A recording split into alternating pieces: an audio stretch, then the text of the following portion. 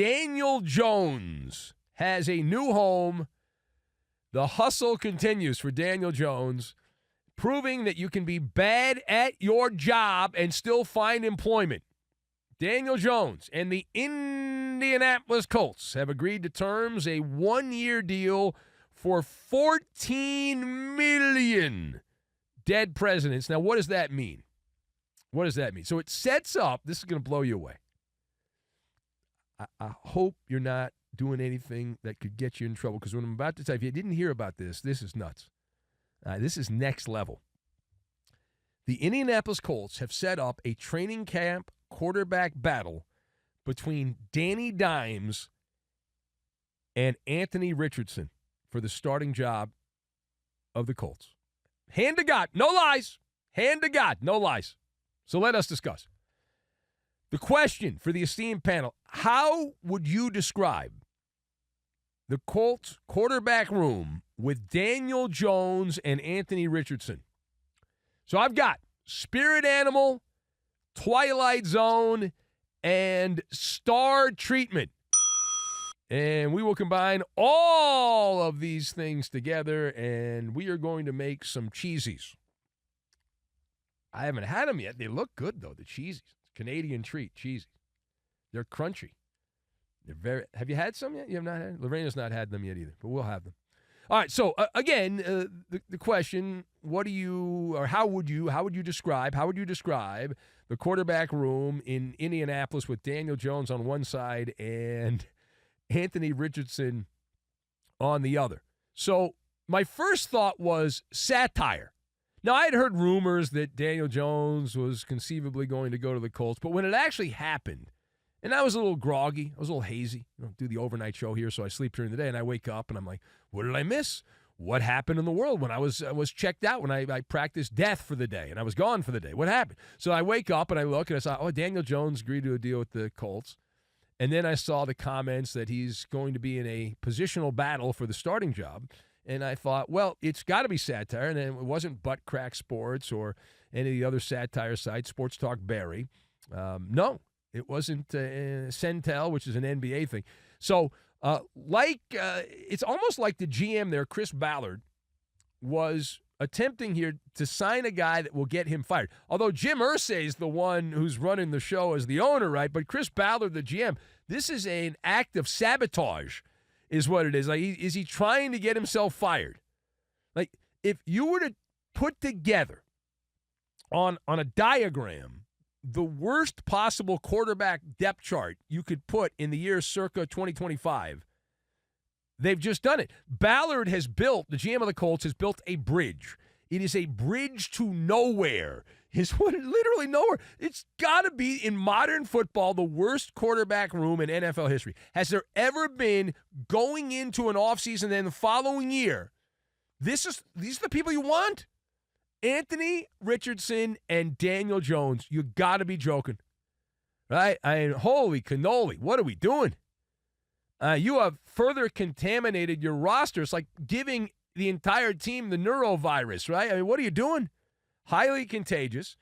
And the spirit animal, I'm convinced now, with Daniel Jones and Anthony Richardson side by side, you've got Dumb and Dumber, but the spirit animal is Pepe Le Pew. P.U. What stinks, right? It's a skunk. It's a skunk situation. Anthony Richardson, just for context, to back up my point. Now, I knew when I watched the Colts, and I did the TV show, so I was trying to watch every game as possible, and watching Indianapolis play. Anthony Richardson normally would have 2 or 3 incompletions, then complete like a 40-yard pass, and then 3 or 4 incompletions, and then eventually the Colts get the ball back, and he'd complete a 30 or 40-yard pass. But he was the 39th ranked quarterback in the NFL. How many quarterbacks were ranked in the final NFL rankings? Ding, ding, ding, ding, ding, 39. Now, Daniel Jones, where did he rank? How about number 36? So you have the 36th and 39th quarterback, and you're ready to hit the ground running, or in this case, hit the ground and go right into a ditch. The only quarterbacks that were worse than Daniel Jones and slightly ahead of Anthony Richardson were Deshaun Watson, the creepy quarterback of the Browns, who's now done playing in the NFL for all intents and purposes, and Spencer Rattler. And Spencer Rattler, we know he stinks. So watching these guys play for the Colts, I mean, imagine being a Colts season ticket holder.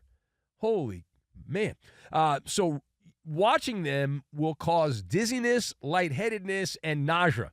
Watching them play. Now, page 2. There was some buzz. I got a kick out of this, too. I know I'm on my soapbox. Just bear with me. So I got a kick out of the story. There were some people in the media saying that Anthony Richardson should ask for a trade. He should demand a trade. That this is an act of disrespect by Chris Ballard and the Colts to bring in Daniel Jones. Is that how you see it? All right, so another part of the story, which I laughed at, I absolutely laughed. I said, who on God's green earth thinks that Anthony Richardson is in any kind of position? Are we in the Twilight Zone? Seriously, we must be in the Twilight Zone. And picture, if you will, a world where the worst quarterback by any measurement in the NFL, Anthony Richardson, has any kind of leverage to ask for a trade. Now, if anything, this is embarrassing that the Colts, it's not a real quarterback battle. If you can't beat Danny Dimes out for the QB1 job in Indianapolis, then you should be driving in a Waymo, in the back of a Waymo, because the Waymo, self-driving car. But it's crazy. In the dimension I'm in, you have no leverage. He's lucky he's not given a pink slip, Richardson, the way he's performed here. In fact, in several states, what he has done is he's guilty of grand larceny, is what he's guilty of. And I go back to all of the numbers, the eyeball test, by any of that, and all of it, he is a schmendrick at the quarterback position. Well, he runs really well. Shut up, you loser. What's wrong with you? Anthony Richardson, his completion percentage was below 50%. That's in a dumbed-down era in the NFL with a lot of short passing mixed in and all that. He completed 47.7% of his passes. You're not even you can't even play for the Winnipeg Blue Bombers with that kind of number. And he ranked in the very last percentile in just about every category for a quarterback in the NFL. And there had not been a quarterback this bad since Tim Tebow. And if you go across the board, you got to go back to like the 1980s when baseball was the most popular sport in America anyway, not the NFL, in the early 80s. And he also tapped out of a game because he was tired, Anthony Richardson, last year. And people say, well, he should demand a trade. And I believe he's missed 17 games, an entire season through his first 2 years because of injury. But other than that, everything's going great. Everything's going wonderful. All right, now, final point. We head away from Indianapolis. I think I've beaten that into the ground. And so now we move to the wide receiver portion of the broadcast. Please fast forward accordingly. So wide receiver DeAndre Hopkins, good name, DeAndre Hopkins, has agreed to leave Kansas City. He was a free agent after the Super Bowl. DeAndre Hopkins taking his talents to the Baltimore Ravens. Yeah. Does that make you tingle? Does that get you excited? Yeah. Hopkins will get a one-year deal. They'll pay him $5 million, so he leaves behind Mahomes and Kelsey and Andy Reid for Lamar Jackson, Derrick Henry, and Harbaugh. And that's what he's got there in the Charm City. A lot of great seafood in Baltimore. You can hang out with Sports with Coleman. So what does DeAndre Hopkins have left in the tank for the Ravens? That is the question on this one. I would put Hopkins in my book, and I've got a little notes thing on my phone. I would say DeAndre Hopkins, good name and little game. Good name, little game. Yeah, he's a wanderer. He's traveling down the dusty Winnemucca Road at this point here. Journeyman chasing a ring. Didn't work out in Kansas City, so now he's going to Baltimore. And the Ravens, if my math is correct on this, the Ravens will be Hopkins' third team the last 2 years, fifth team in 13 years, although he spent most of the early part of his career with the Houston Texans. And since he left Houston, he's bounced around here, there, and everywhere. And, DeAndre Hopkins was once an elite wide receiver back in his salad days with the Houston Texans, but he is clearly slowed down. In fact, the numbers are rather disturbing. The nerds do not like DeAndre Hopkins at all. He averages 1.7 yards per route or route last season. Per reception, he had the lowest mark in his career with Kansas City and Tennessee last year, and he is simply going to be roster filler in Baltimore. Now, that being said, there's a bigger, deeper meaning. A bigger, deeper meaning to DeAndre Hopkins going to the Ravens. Now, what is that? I'm glad you asked. The bigger meaning is to pacify Lamar Jackson.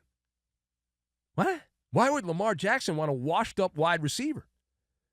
Well, you got to keep the quarterback happy, and this is what's known as the star treatment by the front office in Baltimore. Now, what is my evidence? Let me give you my evidence here, and you're the juror, and you can decide. Go back in the hot tub time machine a couple years ago. Lamar Jackson publicly gave advice to the GM, Eric DeCosta, there in Baltimore, and his advice was that the Ravens should go out and get DeAndre Hopkins and Odell Beckham Jr. And this goes back to 2023, so a couple years ago. Now, do you remember who the Ravens added last year? Actually, I guess in 2023. Yeah, that's right. Odell Beckham. They added Odell Beckham. And here we are, 2025, and they've now added DeAndre Hopkins. That's 2 for 2. Of course, Lamar Jackson should have suggested the Ravens go out and get Justin Jefferson and Jamar Chase. Instead, he recommended Hopkins and Beckham, and good luck on that. Good luck on that.